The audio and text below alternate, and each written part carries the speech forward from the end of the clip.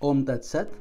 My humble prostrations to the all-pervading Brahman, to my worshipful Guru, Swami Jyotirmananji Maharaj, to all the sages and saints of this world, and to you divine souls watching this satsang. Today we will be studying Sutra number 42 from the Samadhi Pad of the Raj Yoga Sutras of Patanjali.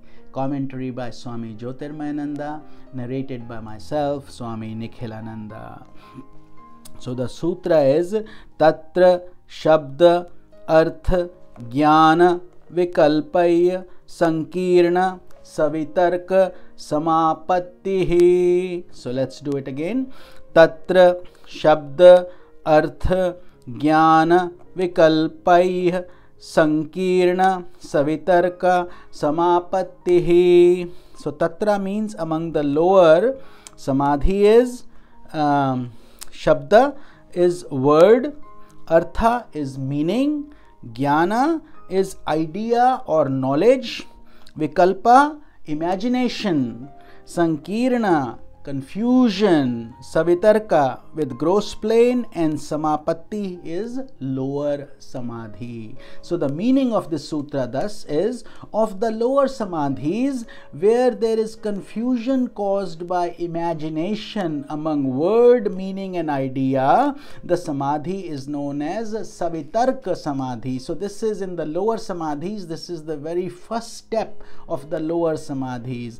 Tark means logic. So basically we are trying to relate to ideas and concepts in this Samadhi.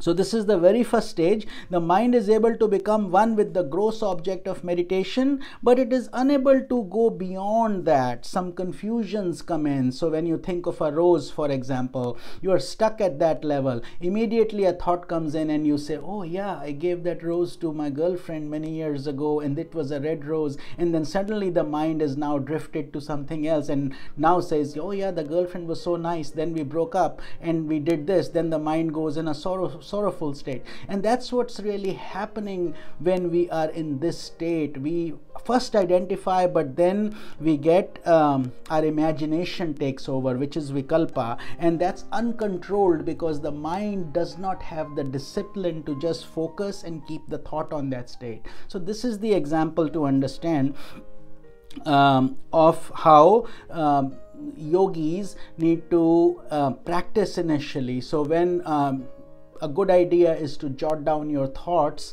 after the samadhi to see how many times your mind drifted, and that's fairly natural in the initial stages, but as you practice more and more you would get better.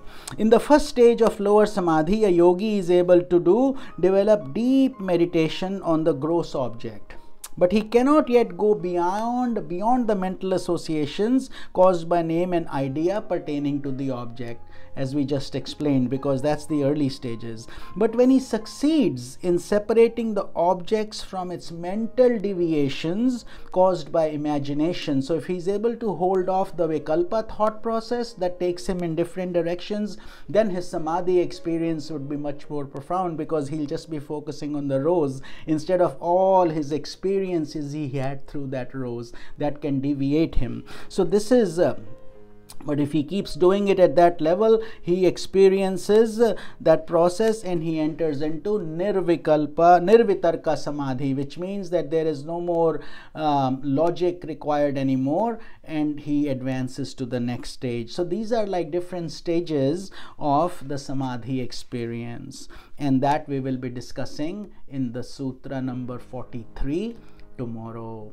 This is Swami Nikhilananda. Om Tat Sat.